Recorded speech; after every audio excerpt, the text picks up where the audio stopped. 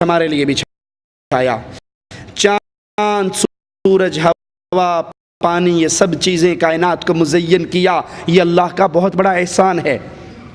یہ آنکھیں اللہ کا احسان ہے، یہ پیارا چہرہ اللہ کا احسان ہے، یہ صحت مند زندگی اللہ کا احسان ہے، یہ جوانی اللہ کا احسان ہے، یہ رزق اللہ کا احسان ہے، والدین کی نعمت اللہ کا احسان ہے، بیوی بچے اللہ کا احسان ہے، سانس کا لینا سانس کا آنا جانا اللہ کا احسان ہے، دل کا دھڑکنا اللہ کا احسان ہے، سمندر ہوا پانی فضا یہ اللہ کا احسان ہے۔ سارے احسان اللہ نے کیے، لیکن اللہ نے کوئی احسان نہیں جتلایا۔ اور لوگوں تم پہ احسان کیا، میں نے سورج بنا کر، میں نے احسان کیا تم پہ ہوا چلا کر، میں نے احسان کیا پانی برسا کر، میں نے احسان کیا انگوریاں اگا کر۔ اللہ نے کوئی احسان نہیں گنوایا، لیکن جب موقع آیا، وقت آیا محمد کریم کے بھیجنے کا، تو مالک اعلان سنیے، لقد من اللہ علی المؤمنین اذ بعث فیہم رسولا، میں نے لوگوں تم پہ احسان کیا تم میں اپنے محمد کو بھیج کر صلی اللہ علیہ وسلم۔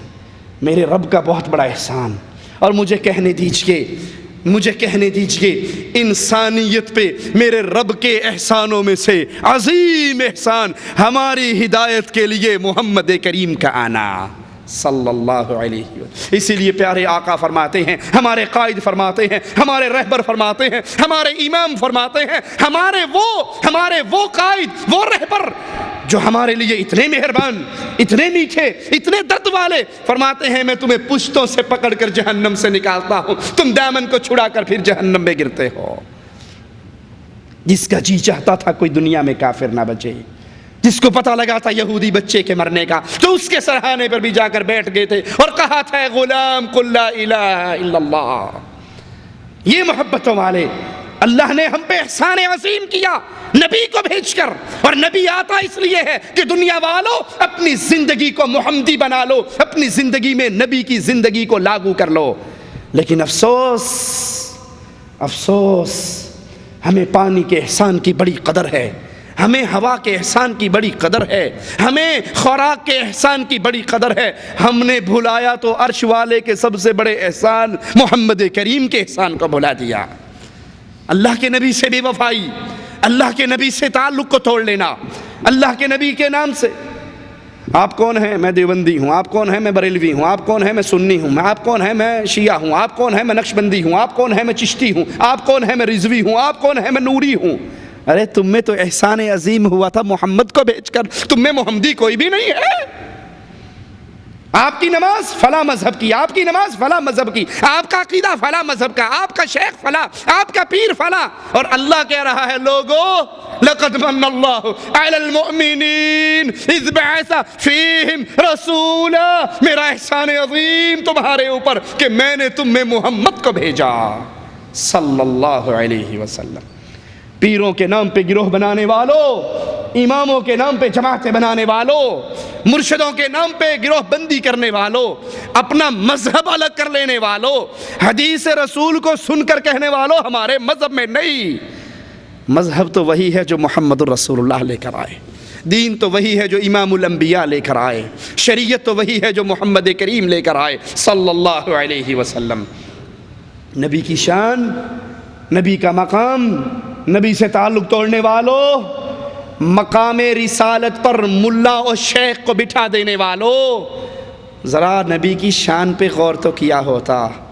حدیث پڑھ کر، حدیث سن کر، حدیث دیکھ کر، صحیح بخاری میں پڑھ کر، پھر یہ کہہ کر ٹھوکر مار دینے والوں حدیث تو ٹھیک ہے، لیکن جس پیر کی میں نے بیعت کی ہے اس پیر صاحب نے یہ تعلیم نہیں دی، تمہیں تمہارا پیر مبارک، ہمیں بلال کا پیر مبارک صلی اللہ علیہ وسلم۔ ذرا نبی کی شان تو سنو، نبی سے دامن توڑنے سے پہلے نبی کے مقام کو دل میں تو اتارو۔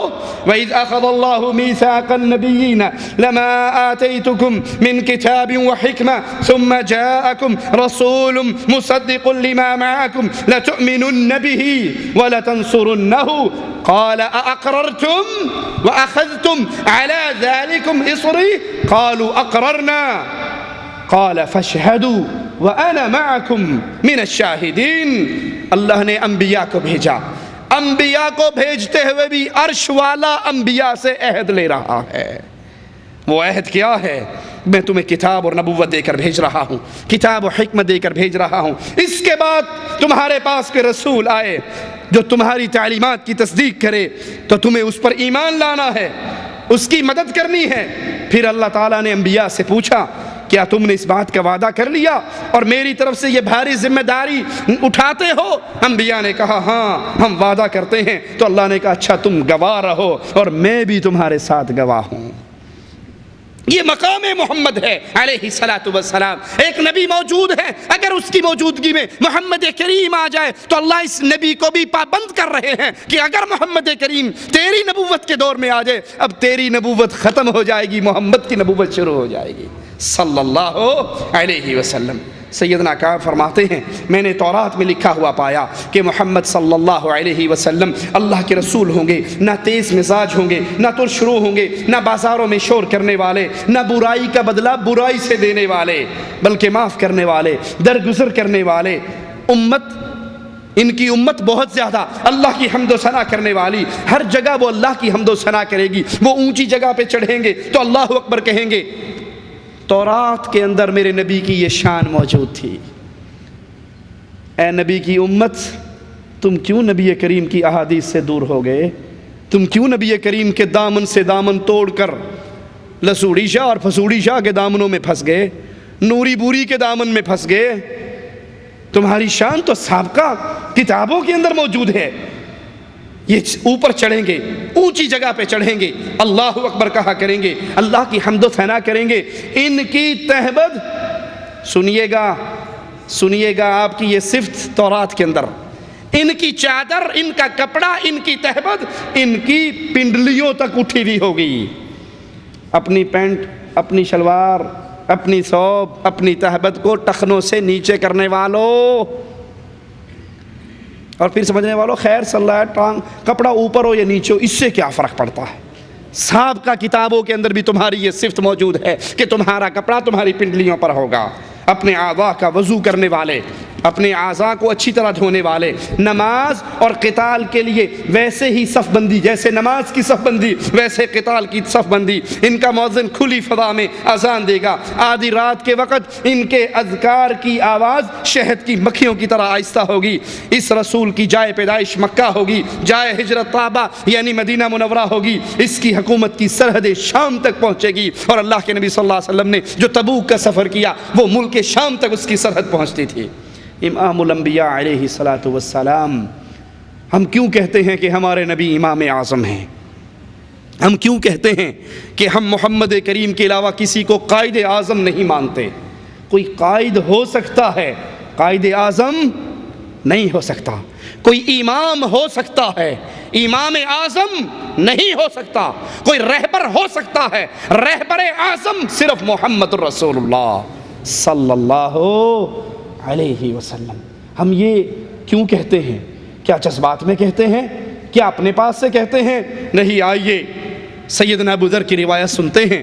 وہ فرماتے ہیں ہم نے رسول اللہ صلی اللہ علیہ وسلم سے پوچھا آپ کو کیسے پتا چلا کہ آپ نبی ہیں؟ کون پوچھ رہا ہے؟ ابو ذر نبی کریم سے، آپ کو کیسے پتا چلا کہ آپ نبی ہیں؟ یہ کہنے والوں، نبی صلی اللہ علیہ وسلم کو علم غیب تھا، ما کان و ما یکون کی خبر تھی، جو ہو گیا جو ہونا سب نبی کو پتا تھا۔